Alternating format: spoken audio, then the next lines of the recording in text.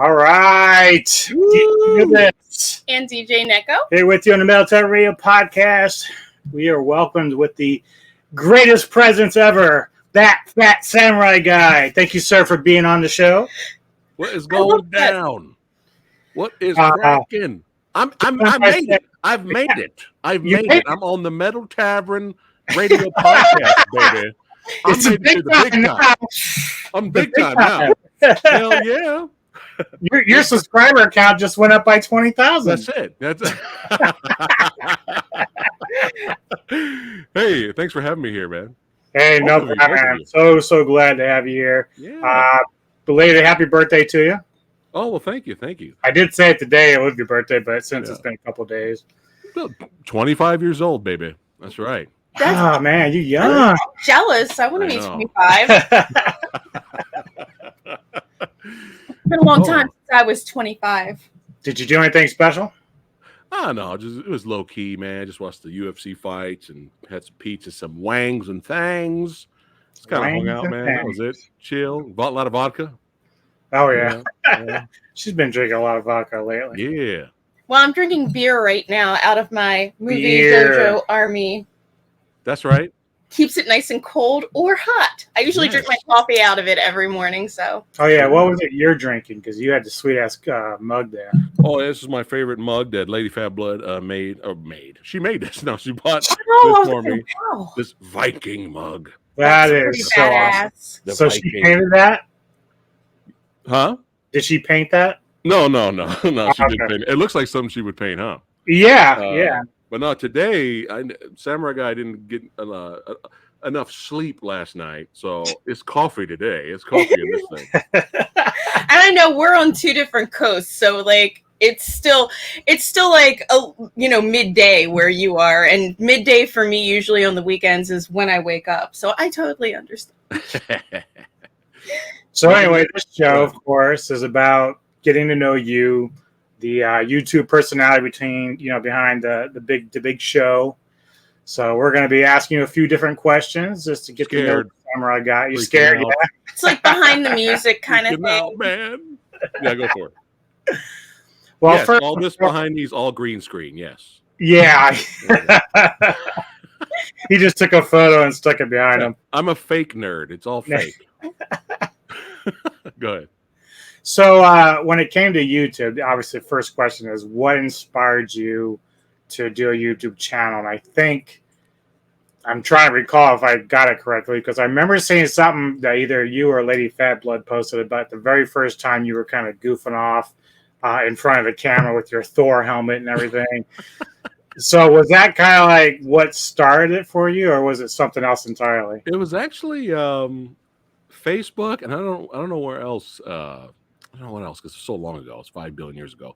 But it was Facebook. I was just like, well, I have a voice now. I was like, nobody else is going to give a shit, Like Lady Fat Blood jokes around all the time. Like none of her family love movies like she does. So she doesn't bother posting like movie reviews and stuff like that, But me, I don't know. I would see a movie and I was like, I got to talk about it. I see another movie. I got to talk about it.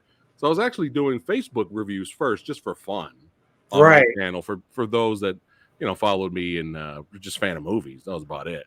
And then we were goofing around. We got this new iPad, and we were goofing around with it, and had this movie maker option on there. And and Lady Fat Blood was out of the house, and I said, "Let me make this fake, trailer," because they had the little movie maker magic, machine programs and stuff like that. I was like, I'm gonna make her laugh, right? So I made this goofy trailer, and then she was just like, I made her laugh. We posted on Facebook and made people laugh on there, and I was like, let's try this YouTube stuff. I'll create an account. That'll be the first video on there just to be goofy, and you guys can actually go all the way back, and that video is still there. The very first video, and it's hilarious. It's embarrassing.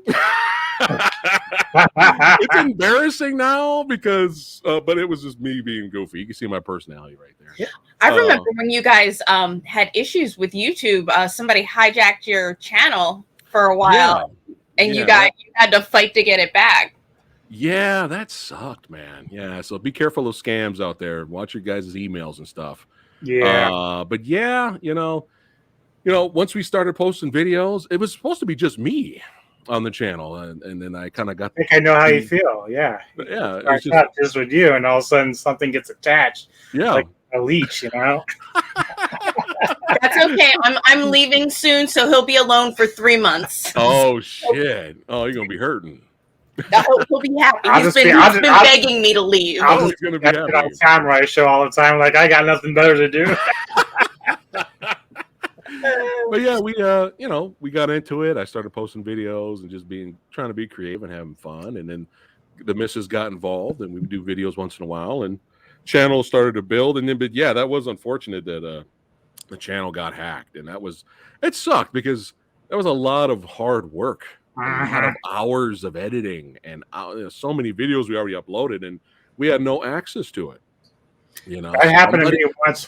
That's like somebody right now owning your podcast. Right, Mhm. right. Yeah. Well, that happened to me on Twitter. I had my own Twitter for a couple of years for my radio For stuff. Metal Tavern. It wasn't DJ Anubis, it was like Metal Tavern Radio. And then all of a sudden someone hacked it, and like I was fighting dog, getting it back. And I finally did, but man, I was like, I started like you, starting another Twitter, but it's like so much work to have to rebuild that. Yeah. That, like, I was like, ugh, I don't want to do it. It's almost made me quit. I was like, and he actually now, I don't know if you've ever seen his Twitter is a lot more low key than it used to be, and he has it set to not private, but like you can't retweet any of his tweets. They're all protected tweets because yeah, it's like, I mean, I think like you're a friend of mine on there, so if I allow you, that's fine. Right. Anyone who wants to be like a follower has actually go through the process, because I'm like, I just can't take the chance of people like just scamming me and getting in there. And That's kind of happened to our original Movie Dojo Facebook page. You notice no one could post anymore because somebody posted something they weren't supposed to, even though it wasn't me. And for some reason, that locked out the whole holy crap. Facebook. I tried contacting Facebook; they never got back to me, and that so much time has passed. I was like, fine, keep it. That's why I created a new page just for us, just for the Movie Dojo Army. So. Right? Yeah, that sucks. But yeah, it was impossible to get a hold of. It's really hard to get a hold of YouTube. It was luck, really, and we're very fortunate we got our channel back. So that's good. Well, I'm glad you did. Now, one of the things is like for her and I that we remember the very first time that we really saw you was your King of the Monsters trailer reaction. Oh yeah. And it's still like that first one is still like one of my favorites ever, because like I remember watching you two and I was like, dude, these two get it. They get why I'm excited.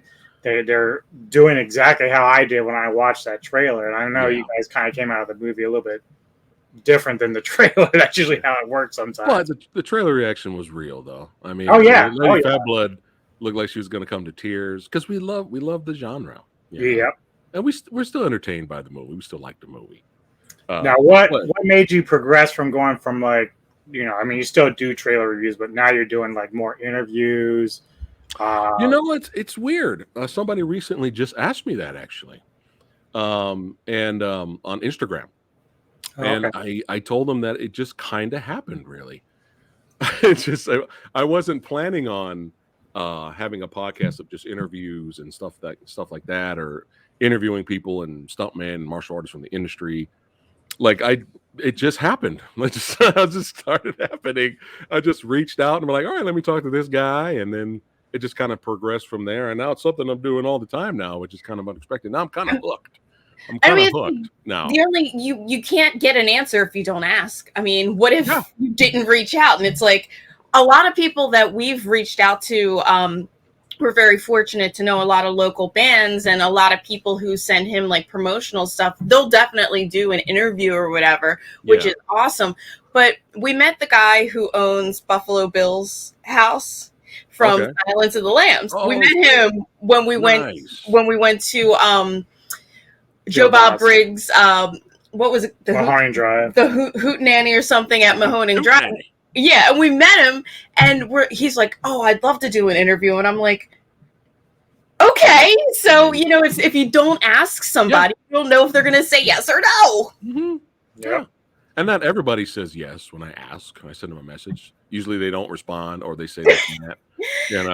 Because some of these people have like hundreds of thousands of followers. Like the fact that they would even come across my email is rare, right? Mm-hmm. So I don't take it personally. I was like, all right, I tried, and then we go on to the next person. But right. But it just became a fun thing to do. It's not going to happen every day or all the time, but it's nice. It's nice meeting new people, hearing their behind the scenes stories, and stuff like that. So, well, I know that like out of all your interviews that you've done so far, one of my favorites, and like I'm still kind of in shock that you're able to do it, but Patrick Kilpatrick was like one of my favorites, and I recently just saw your trailer reaction for the new movie they're doing. Yeah. All the interviews you've done, now I know you're gonna probably say you love them all, but is there anyone that's kind of like more personal or made you the happiest to actually interview? Man, it's tough. It's really hard because probably Richard Norton, Marcus Zaror, Isaac Florentine, and Jesse V. Johnson. Those are big ones for me because those guys in the action genre are huge for me. So those were big ones. And I mean, the craziest interview, is that the next question? It's gotta be. Yeah, might as well be because I think I know which one it is. Which one is it? Which one is it? What was his name? The guy that he was in his car and he starts the guy from Batman Returns. I can't remember his name. And then he's like, "Hold on, I'll be right back." And he's just like, "Yeah, I know. I got a feeling that's the one." Oh my god! And you're just like being so patient with this dude, and you're like, "Okay, hilarious." I think we lost him. And then he comes back, and we're like, Andrew Bruniarski. Yes. Thank you. Yep. Oh my God, that's right, Zangief Latimer. From the program. Yeah, that was a good crash course. That I'm going to be meeting some crazy people. Samurai Guy learned that day. I was like, all right, I'm going to meet some crazy people. I might have some crazy interviews. I think I handled it okay. You did. You did. Right. I really think for him that it's like, some of these people that you were talking with, they're not necessarily being interviewed a lot. Like some of them are past their heyday, sort of. Right. So for Andrew, it's probably like, wow, man, this is great. I mean, this guy might not be, Rivera on the mainstream TV, but he wants to actually talk to me about my life and my career. So I think it's great. I thought it was so funny. He's got like the dog barking and he's smoking, and I'm like, then he gets in his car and just drives off. He's like, "Yeah, I'm in my car now," and I'm like, "What is this guy doing?" I'm surprised he wasn't driving while doing it. He was. You don't remember that? He was like, he had his phone like in one of those little holsters, and he's driving around, and we see cars going by. I'm like, dude. Oh my God. I don't know if you guys noticed the part of the video where me and Cryptic Soul, my other homie who was in the interview with us, we both start laughing. I don't know if you noticed that. Yeah. Because we just at the same time, because we're like, Jesus, is this guy going to talk nice about someone at some point? Hey, how about the what you call? How was it working with this guy in this movie? Fuck, that guy's a piece of shit. All right. Okay, let's move on to the next movie. Oh, this movie that you did over here. How was it working with this guy? He cared not about burning any bridges. He's a fucking racist. I'm like, oh my God. And then me and Cryptic Soul, we just started busting up. We couldn't hold it anymore. And Andrew didn't even notice we were laughing. Like he was so like fired up. I thought he was a dude from Any Given Sunday. I'm like, holy shit. This guy. Yeah. Well, some of them clips gonna have to go on the Best of the Year video. Oh, I think so. Oh, yeah. I got to put it on there. Yeah. Oh, yes. That was really good. And we were like, "Oh, look, Samurai's live. Let's tune in." And then we're because we put it on our TV. That. A lot of times we'll just sit in the living room and we'll put it on the TV on the YouTube app, and we're like, "This is great." I also like that guy Len Kapuscinski. Yeah, Len Kapuscinski. Yeah, yep. He's cool, man. He's very cool. He was very professional and very just like everything he said. He had like all kinds of great thoughts, and I know he's working on other movies, and he He was really cool. What my favorite from him, from the first time I met him, one of my favorite things he said was, because he makes micro budget movies, and that's perfect. We're perfectly fine with that. There's nothing wrong with it as long as they're fun, right? And he knows he knows what type of movies he makes, right? And he does the best that he can to make it entertaining and fun for the audience. But you get a lot of haters, right? Like as you do, that look at his movies and they see, oh, they're just low budget garbage, without really watching them and giving them a chance, right? And so they come to him and they make fun of him, and they're like, "Oh, here's the next Steven Spielberg, or here's the next Martin Scorsese." And what tripped me out when made me go look at Len and be like, "Oh, Len is straight up gangsta." Was Len popped off and says, "Well, he's like the joke's on you, player." He said that in the interview. I was like, "Oh, Master Len's getting gangsta." He goes, "Well, the joke's on you, player, because I'm not out there trying to be the next Spielberg or Scorsese. I'm out there trying to be the next Don Dohler." You know, like he had a whole list of directors that he idolizes and looks up to. And I was like, go ahead, Len. Go ahead, man. That's what I'm talking And about. I like what he does. What was the one movie we watched? I was like, you know what? This isn't, I mean, we know it's a low budget movie, but I'm like, this is good. It's really not that bad. And it's a little cheesy too, which I kind of like. That's the thing with Len. He likes the cheese. I do Right, too. exactly. You watch some of his other videos on his Patreon, like we're Patreons of his, and you know, he loves a lot of the old films like You and I do and Neko, and it's like same with music too. I'm like, dude, this dude loves rock and roll and heavy metal. I'm like, all in, dude. Let's do this. You see his physique now? Yeah, dude. I'm like, dude, he is like. What is he doing? Atkins? Whole 30? What's his secret? I need to know. Yeah, he's huge. I'm like, oh, like, look at this dude with his long hair and playing guitar and shit. Yeah, like, Len's a rock star, man. Yes, he is. Yeah, but he's working on nice another movie right now. I think he's finishing up Pact of Vengeance, which is right there. Yeah. Yeah, that looks like that's going to be fun too. Oh yeah, you got Thor, musician. That's right, you got Thor. Yeah. Oh my god, I forgot about that. Rock and Roll Nightmare, John Mickle Thor. Speaking of John Mickle Thor, what's really funny, he just accepted my Facebook friend today, which is kind of funny. You need to get him. We watched that documentary on them. He is hysterical. I watched it too. Thor. Mm-hmm. He loves it. Yeah. Was it Anger is my middle name? One of those songs, man. I was like, all right. I love though, like, you know what? Yes, we all have aged and it's older, but you two look fantastic. You two look fantastic, by the way. She makes me look better. No. No, but what I was gonna say is he puts 100% in like he would, 30 years ago. Yeah. So he's always still playing like, this is going to be my big break still. And I'm happy that you still have bands that do that. They're not like just trying to fuck around or they're not making fun of themselves or other people. He's like, I'm going to put in my 100% and I'm always going to be Thor. Love it. Love it. We respect the artists that do that, Yes. Artists to phone it in, Hey, if Whatchacall had a concert up the street right now, what's the name of the group? They did Metal on Metal. Anvil. Yeah. Anvil was playing up the street at the mall. Samurai Guy gonna be there. Oh, I'd be up there too. And they're actually pretty big in Japan, remember? Like, oh yeah. Who knew? Anvil was like selling CDs in Japan for years. A lot of bands there actually. Oh.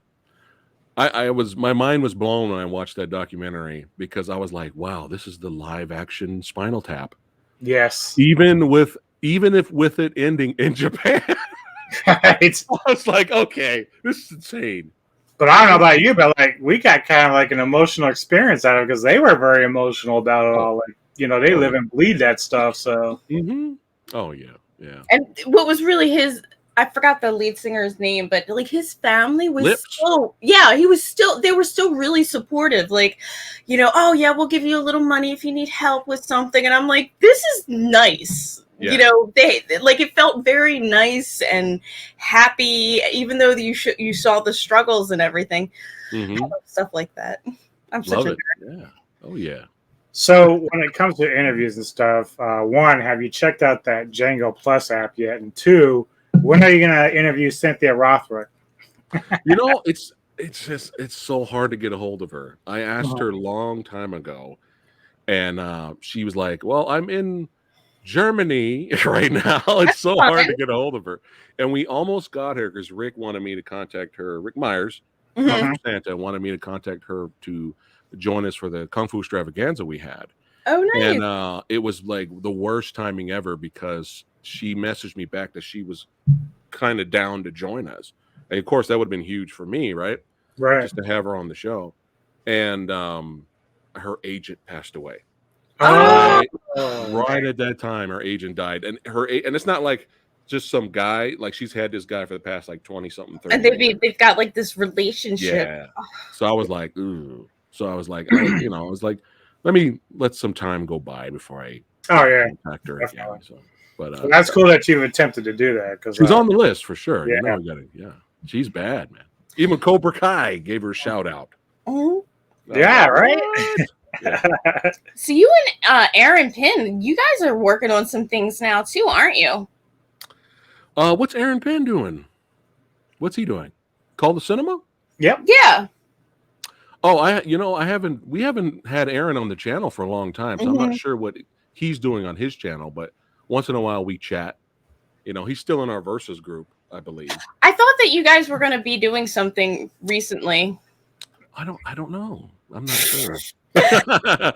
unless you heard, maybe you heard him mention something. He hasn't contacted me yet, but I think, but one thing about that is like one thing I've noticed with you, which is very, very cool, because not only you do take the time out to do this with us, but ever since I've followed you and watched your shows and got to know you, like you always look out for some of these smaller YouTube channels and these personalities, and you're bringing them into the fold, whether it's with the Versus or just talking shop with like martial arts and stuff. So was that something you intentionally wanted to do, or is it just naturally something you did anyway? It wasn't, again, not really planned. Like if I meet someone and we have a good repertoire and we like the same things, it doesn't matter if they only have 100 subscribers, as long as they, have a passion, like you two have a passion for horror movies and action movies and metal. So, you two have a great following too. But, it just happened with, I just asked, hey, you want to come on the show or stuff like that, and we'll talk movies. Because I think what it is I still see me, and I still feel like, the smaller YouTuber. I still feel like the smaller YouTuber that only has 100 subs. You go back to our early videos to me now, I'm the exact same guy. Like me and Lady Phat Blood haven't changed at all. We're still knuckleheads. We're still goofy goobers. We're just movie nerds, and we love talking film. So we've never changed. So yeah, 50 subs. Come on in. We really started like you and Lady Phat Blood when we were watching your trailer reactions and movie reactions and stuff. We're like, well, we're really similar to them. So if they like it, then we're going to like it. So we'll check this movie out. That you kind of became like our own like IMDb or Rotten Tomatoes. Like, if they like it, we're going to like it because they have similar mindset. And like back to King of the Monsters, Lady Phat Blood said the same thing I did to him. I'm like, because they hammered too many people.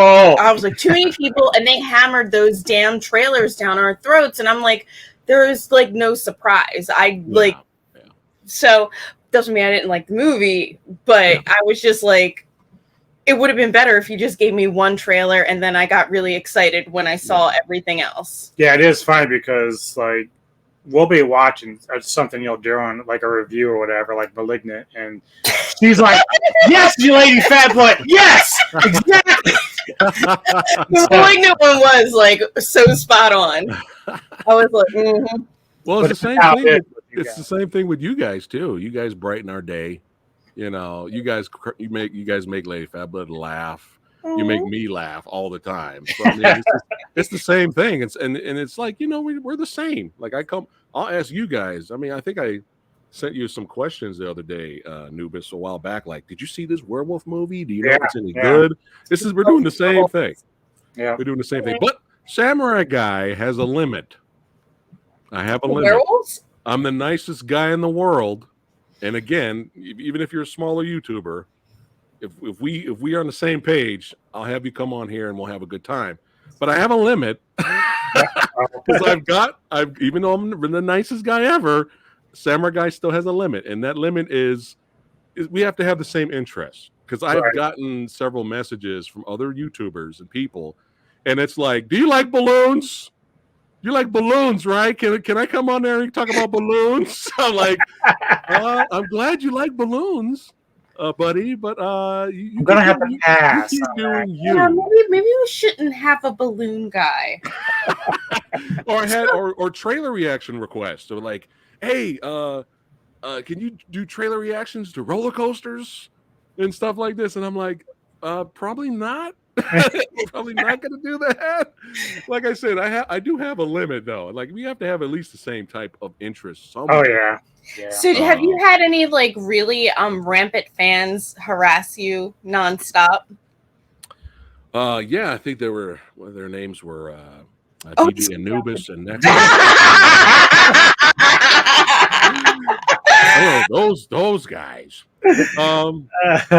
We always get the trolls. I mean, we get the trolls. No, I'm not talking about a troll. I'm talking about they've crossed the line. Well, yeah, like a legit fan who is like now thinks that you're their best friend. He knows what we've putting them on blast right now. No, I'm kidding. We've run into that ourselves a few times, and it's starting to get like a little. It's getting a little weird. Mm-hmm. Yeah, you gotta just be polite. And that's what I try to do. Just be like thumbs up or. Yeah. Not to where it's crossed the line yet. That's good. Not to where it's crossed the line. We still talk, communicate, and stuff like that. And he'll send me a message, and I'll message him back. But nothing where it's gotten. All right, I gotta block the guy now. Like it hasn't gotten. Not at that point yet either. But I've like we have a couple of people who are kind of like. As soon as you accept a friend request, they are like, boom, boom, boom, boom, boom. I'm like, do these people even work? I do work, Like, I am getting ready to leave, so I won't even have access to Facebook for a couple of months. When I come back, it's like, I don't even know what's happening. Yeah, I mean, there's been a couple of times where I would message the person back and be like, hey, man, I'm asleep. Or, Lady Fat Blood's asleep, man. I'm like, oh, I'm sorry. I know you guys work. But nothing's gone beyond that where I've had to block people yet. What about if you got to block them, Neko? If you got to block them, block them. Yeah. It's nothing disgusting or mean. It's just a lot. Like because people are insane. There's crazy people out there. I mean, it's just literally like there's been a couple of people who I get messages constantly, and I'm like, I literally work from 7 a.m. until 4 p.m. Yeah. I go to bed kind of early because I have to get up so early, and then, have a great day, blah, blah. And I'm like, these are not mean people, but it just becomes a lot for me. When it's like all the time, But yeah, what about you can always do the test run question, right? You can be like, hey, it's cool talking to you, but this, can we not, you can politely let them know. Right, and if they respond, then block. Right, so be like 7 and 4, leave me alone, like kind of thing. Yeah. What about when you're in public? Like I know people probably recognize you. You've got a lot of subs. It's rare. Someone that recognizes me. It's like if I post a picture that I met someone, that's 1 out of like 5 years. So it's not like I get recognized all the time. This is the weirdest one I think I've had. One guy recognized me in the mall. I posted a while back. Someone recognized me in the. I think they can recognize me more now because now I got the red mohawk. Mm-hmm. So they can recognize me more now. I got one weird message from someone from Instagram saying, "Hey, I saw you at it was at some con, some convention, or it was like Frankenstein's or something like that." And I said, "Why did you say hi?" Right. He's like, "Okay." So the weirdest one was a men's restroom.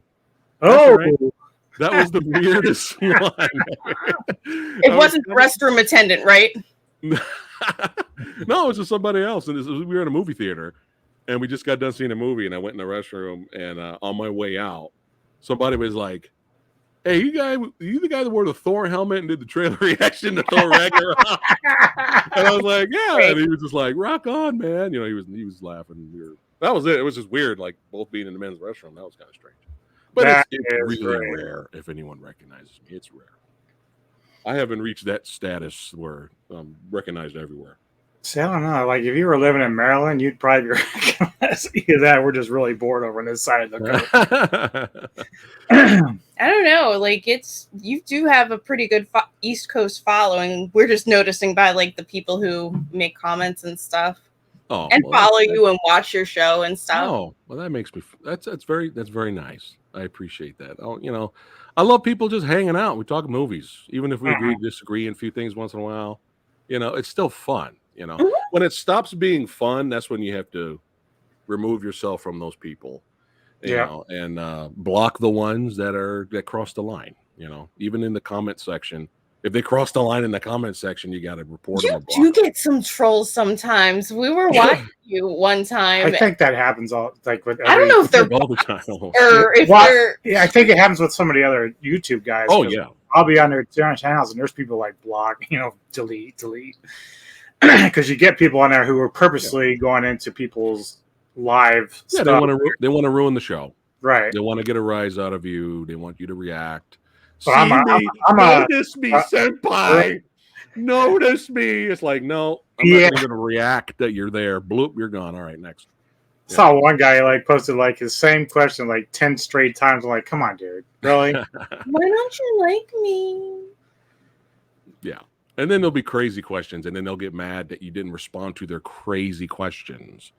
Like I had one person comment that they really mad, like they were furious, like I hope you die or bullshit, all this crazy stuff. And I was just like, okay, well, what happened? And they were like, you didn't answer my question about drugs. Oh, I take PCP, and I asked you if you did, and you didn't answer my question. I hope you die. I was like, I can tell you take PCP. Obviously. I'm like, well, obviously I'm talking to a person who's not that intelligent, right? There's no point in continuing this conversation. And you're banned. That's it. And you move on, you go on. Well, that's the problem with some people that they get into these chats and everything while these shows are going on. Like, you're doing interviews with people. And I'm like, he can't spend time on just you. He's got to actually do the interview.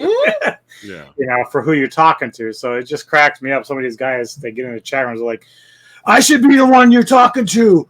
Forget Patrick Kilpatrick. Talk to me. And you're like, this is my guest, and you are annoying. So, like I said, I don't even acknowledge them, because I remember one time I was on Mr. Tony of the Dead's stream, and haters showed up there, and they were getting all into this religious talk and going, and I was just like, okay, let's what is happening? This is not, we're here for movies, and you go to some religious YouTube channels if that's your thing, but we're movies here. Those same people followed me on Sunday and showed up on my Sunday stream when I had a guest I was with Dan Mumford. And those same people showed up there to start shit. And I didn't even acknowledge that they were there. I was a professional the whole time with Dan and didn't even respond, didn't even acknowledge that they were there. And guess what? They just disappeared. They never came back. That usually works. Yeah. They don't get what they want. That's how I roll. Even with my live Q&As, trolls show up. Like, it just happens. They'll show up from Twitch. So then while I'm talking to you guys, I got to open up Twitch and then ban them from there and then come back to you guys.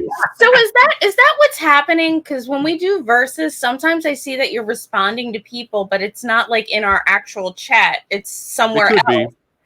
You're like, oh, hey there, Steve. And I'm like, do you guys see do you guys see that Twitch members show up and comment? We don't. I don't know if we see Twitch, but we see we see a chat and we see people coming in.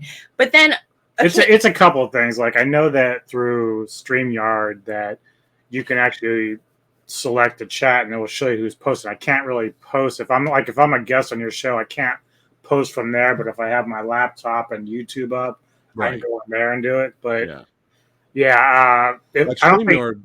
I can while I'm in StreamYard as a host, I can put someone in timeout, Yeah. or I can ban them. Remember when you For Twitch, silenced I can't. him? I have to actually open So up Twitch. funny. You accidentally silenced him during one of the things by accident, and I was out 5 minutes like motherfucker. I was like, best day of my life. remember that. I can't respond to anything. I was like, oh shit! I didn't mean to do that. Like it was an accident, I swear. I was like, no, this is great. Keep doing it. Please. Yeah, just like, no, it's okay, really, Samurai. You did good. That's what she said.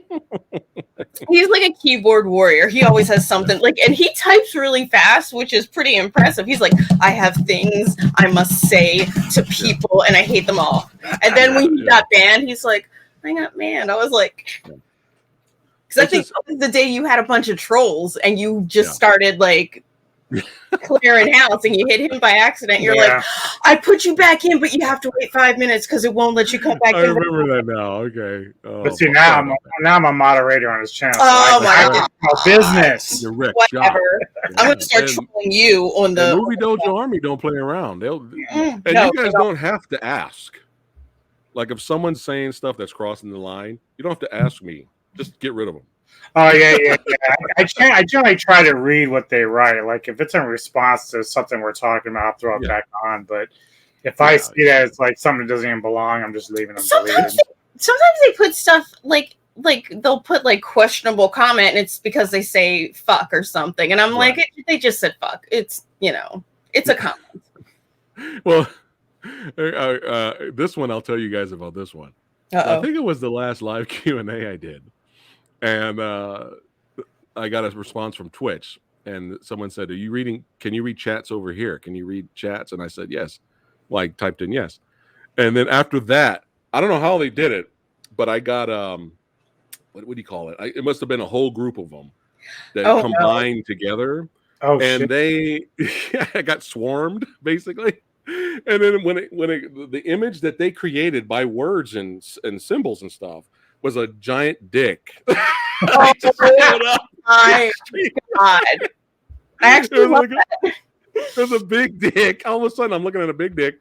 And then after that, it was kind of a semi-nude woman, right? And I was like, oh my God. And I was like, trying not to. I didn't react to it.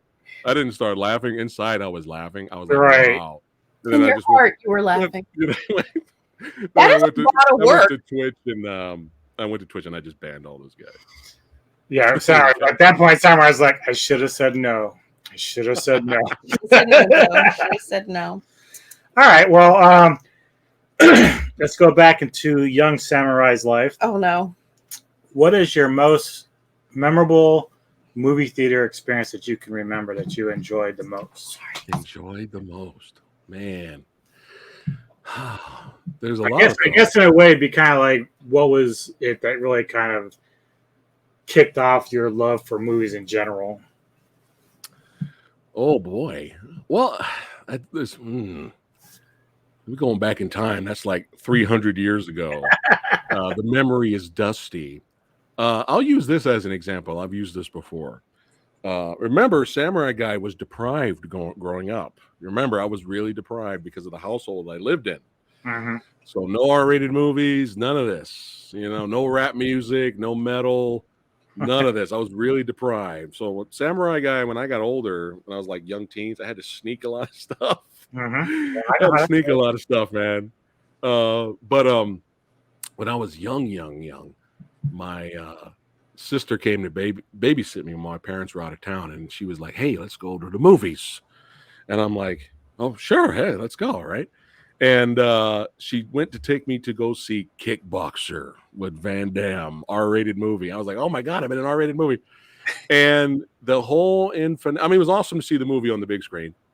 And the whole end finale, and it's extremely rare now. It's an extremely rare thing now to experience the entire audience in a movie theater jump up and cheer and just go crazy in the theater. It's such a magical experience, especially if you're enjoying the movie yourself. Now, like I said, it's extremely rare now. Like Spider-Man No Way Home, that was we got some big cheers in there. Mm-hmm. Avengers Endgame, it's very spread out, very rare do you see the audience lose their shit and jump up and cheer and go crazy. And I was just sitting here watching this magical, badass, bloody movie and cheering and going crazy with all these adults. These aren't kids jumping up.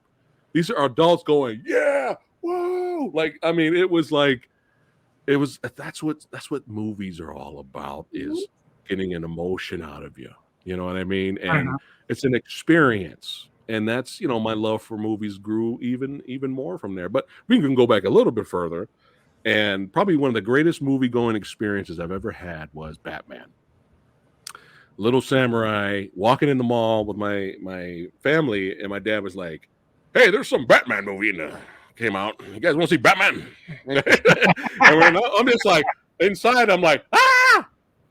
And I was just like, I didn't really register that there was a Batman film. I remember on TV, there was like a little snippet TV spots. And I remember seeing a little bit of him coming through the glass, coming down to save Vicky Vale, but it was like brief. Because it's not like now where you get trailers we got trailers before trailers start. Like, what the fuck is that all about, right? Why do we have a trailer before the trailer starts, right? Of the same movie is what I mean. Like, why is there a teaser before the trailer? What is going on? Teaser, yeah. That's what they call it. Why? Why are we doing that? And you got 5 billion trailers every day, right? But back then it was rare. So I couldn't really soak in that there was a Batman movie. And this is the first one with Michael Keaton. And we went, and as soon as it got dark, and you had the opening credits, and you had that classic, iconic Danny Elfman music, I was on the edge of my seat. My sisters were on the edge. We were just like, what is this? And the whole movie, we were losing our minds. It was so good. So dramatic. We can go back as early as Batman, I guess, because I'm not going back to the Return of the Jedi story. You guys already know that one. That's the creepy theater moment. I had a couple of funny moments. I know, like you explained about Kickboxer. I had the same thing when I was 15 when I watched Karate Kid in the theater, and like same reaction at the end with the crane and everything else, and everyone jumping up. But even before that, I remember it had to be 81. My parents were probably a lot like yours. They didn't really want me to watch R-rated movies or listen to heavy metal, but like you, I was sneaking my way around a different. I had to. But we went to the movies with my parents and my two sisters at the time, and I had planned to watch Dragon Slayer, and because I was really interested in that. Yeah. And then at the very last minute, my dad and my mom, they were going to go watch Porky's. Now I knew just from the trailers and advertisements that this was like, you got sexy girls and whatnot, and so I'm like, you got to do this, right? Sexy girl. I'm like 11 and 12. So like my dad's like, well, do you want to watch that or just come with us and watch Porky's? Now I went to watch Porky's because exactly the same thing. I wanted to see boobies. But in hindsight, I'm like, man, because I did catch Dragon Slayer down the road. And I'm like, I should have just went to see Dragon Slayer.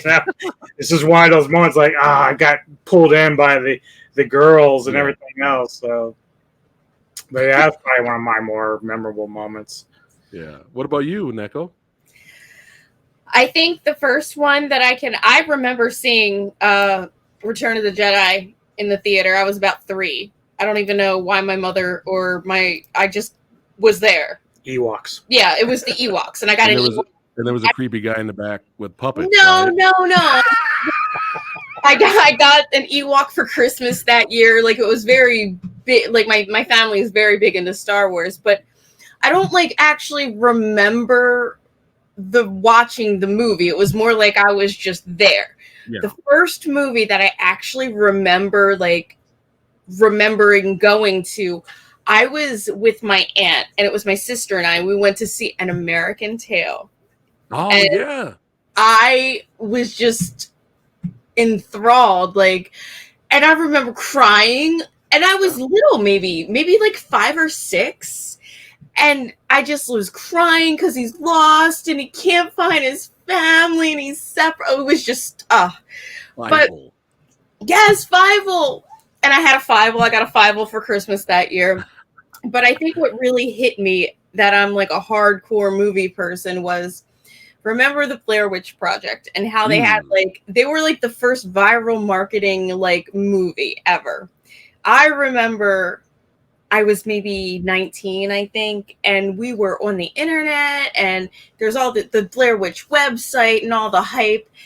The movie theater oversold the tickets, and we probably shouldn't have done this, but we sat on the steps to watch the movie because we were so like, we have to see this movie. It's opening night. We bought our tickets. We actually, because remember back then you couldn't like do it online. We had a friend go and buy 10 tickets so we could all so we could all go and see it that night. And then of course we're all late because we're, you know, teenagers and young adults, and we're all sitting on the steps, and for whatever reason we didn't get kicked out, but I'm like, we have a ticket, so that's their fault for overselling the thing. Right. That's like, I was like, if I like movies enough to sit on the hard ass steps and to watch a horror movie. The other thing too, I was joking with my mother because my parents are opposite of yours. They'll let me watch whatever the fuck I wanted when I was 5, and I watched Poltergeist. Oh wow. And my mother's like, I'm not afraid of clowns. I was like, well, maybe I was a little too young to be watching that movie. And that might have been the problem, that I was like completely obsessed over that fucking clown puppet. Yeah, my parents did not put a lot of like governors on my entertainment. It was just like, if you watched it, you watched it. No big deal. Right.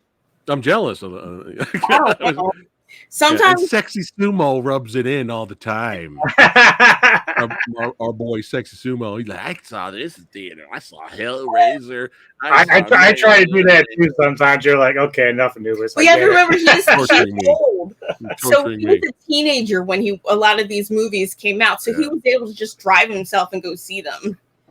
And you know, everybody who's watching or listening to this right now, if you think I'm joking and jiving, go to my YouTube channel and type in my most embarrassing movie theater experience. I don't know if do you guys remember that video? I have to go look it up now.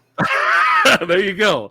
I spent a whole video of what happened with my parents in the movie theater. And it was during a Seagal movie. It is the most embarrassing movie going experience I've ever had. So if you guys think I'm shucking and jiving, watch that video. Yeah, I was deprived, but it's all good now. So I know that like you are a big comic book guy and you like a lot of Marvel stuff.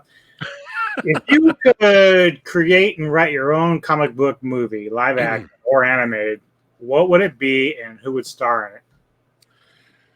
Oh man, get into the nitty gritty now. Oh man, who would star in it though? That's kind of tough for me. You know what I would do, actually, you know what I really want? Not to create, but I've always wanted a live action, violent, R-rated movie or series of The Darkness. You guys know about? Nope. Oh my God! So it's about Jackie Estacado. So imagine a hitman for the mafia. So he's already badass. So we're gonna have long dark hair, the long coat, doing gung fu stuff, right? Doing John Wick shit. He's already a badass hitman who's got a love interest. Well, that goes wrong. His love interest gets killed, but later he finds out that there's a curse that's gone through his family for generations that he didn't know about. And it's a demonic curse. And when he reaches a certain age, the demons come out to hunt. And sometimes he can control them, sometimes he can't.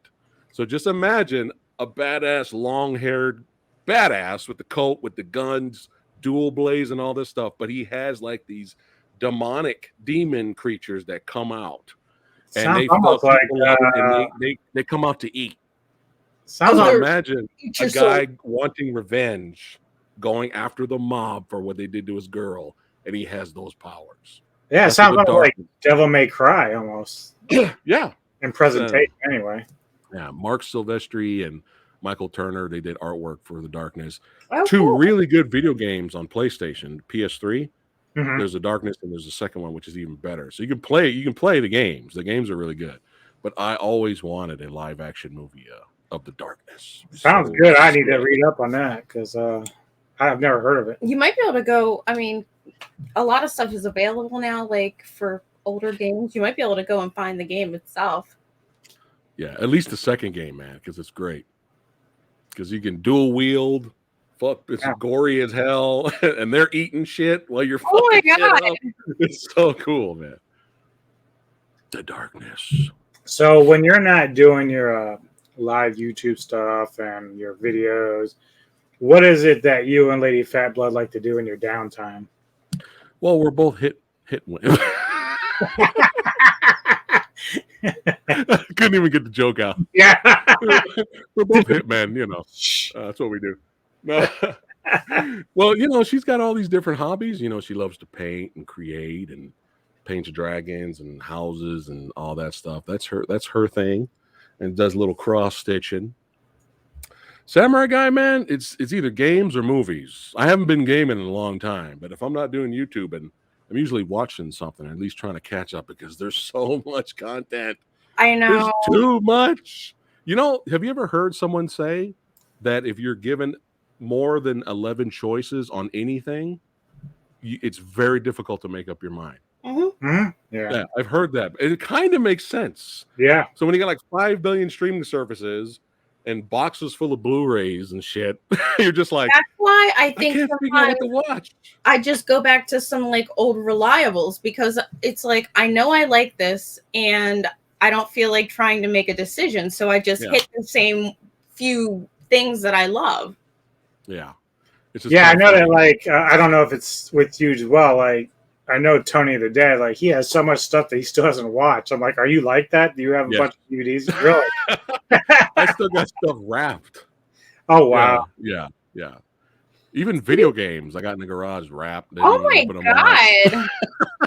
So usually us, what we buy is something that we really want to watch and we'll like open it and watch it that day. I envy you. I should have did that from the beginning. I would have been able to watch stuff.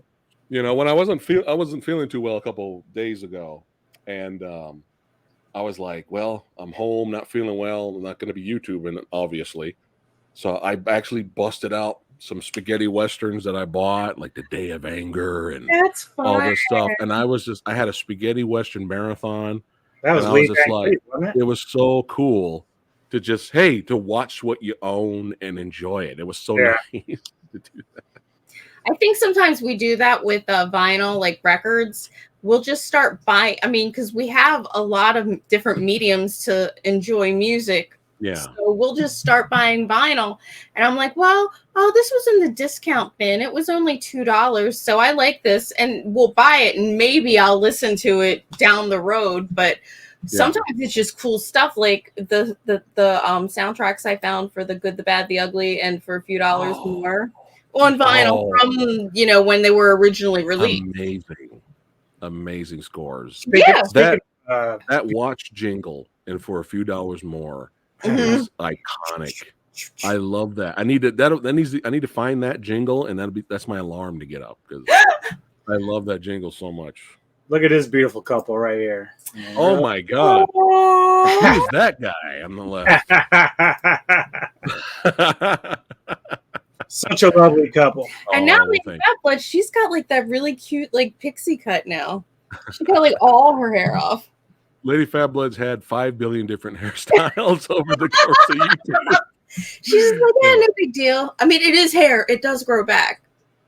But now she's just more serious. Like she's got the more punkish shit going. She's like, I ain't playing around anymore with you fools. She's got the fuck it cut. The fuck it cut. So I know you do like rock and metal music. Is there anything that you've been listening to a lot lately? I know you're big on the movie soundtracks and stuff like that. So what have you been listening to? I've been out of the loop. That's why I listen to you guys' podcasts when I can. Because I've been out of the loop in terms of like purchasing albums. I have so many favorite bands.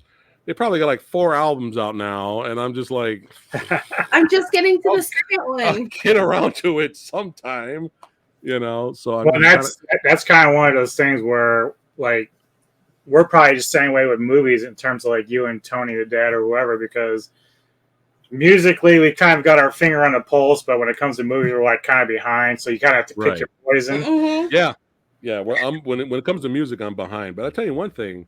I listened the day before yesterday to the first Iron Maiden album, and 1980. And it's been so long since I've listened to it, and I just kind of had it on the background while I was like editing, and I was like, dude, this is a 1980. Get the fuck out of here, man. Yeah. Like, this is so good, man. Transylvania, Phantom of the Opera. I mean, Running Free. And we all love Bruce, but I like which is it Paul Dano? Yeah. What's his name? Yeah. I love the song. I love Phantom of the Opera. It's one of my favorite Iron Yeah. Maiden songs. Do you guys prefer Bruce over I Paul? do. I do personally, but I do too, but he's still got a good voice. Not like he's Oh yeah, yeah. Well, I think the first couple of Maiden albums were a little more in the punk vibe, so I kind of get it. That's what his voice fits more for. And also, yeah, you're right. You're he's right. kind of become Iron Maiden. Like he's got like Ed 66. He's like a fucking pilot. Like what else has he done? He's insane. Yeah, but I was Bruce for president. Yeah, Bruce. Well, I mean, he can't. He's flying. Bruce is flying planes, fencing. I mean, this guy's he's a maniac. But yeah, we love him though. But yeah, and actually, the most recent Iron Maiden album was a Senjutsu. Mm-hmm. That's really good too. I've been listening to that too. So yeah, I'm just kind of retro band right now.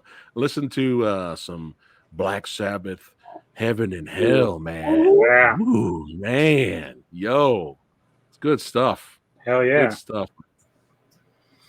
But I We're want to talk about that on the next podcast. How like old music is ruining new music.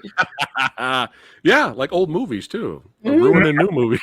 It's like the old stuff is so good that the new stuff doesn't stand a chance. Yeah.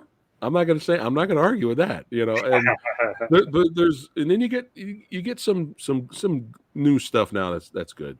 But there's more bad than good in my opinion. But well, yeah, I think the article is more like it's not so much metal, but like the mainstream stuff. Like they talk about how even the young generation now prefers older music like classic rock or 80s rock, 90s grunge or whatever over anything they're putting out on the mainstream now, which I can kind of understand. Some of the newer stuff out there is just very boring, I guess. When I talk to high school kids now, they love 90s alternative rock, and it kind of like blows my mind. They're like, oh, I love, or they'll say something like, I love the Rolling Stones. And I'm like, yeah, my mother was like a child when the song came out. So to hear a 15-year-old say that, it's like, you know your stuff.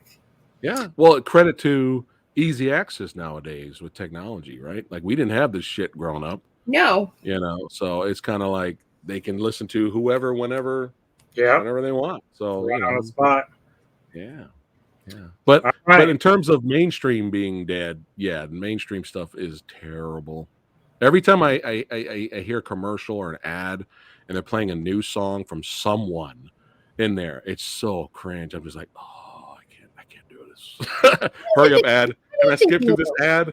What is this garbage? It's like, ugh. What is new right now? Like I don't know anything new. I actually got the best thing that happened. I was at work. Yeah, go ahead. I was helping another driver out, and he goes, I heard this song for the first time yesterday. It's called Alone Again. And he didn't remember the band. I said, you talking about Dawkins? He's like, yeah, it was so good. Yeah. This is a young black guy, so he's more into hip hop and stuff like that.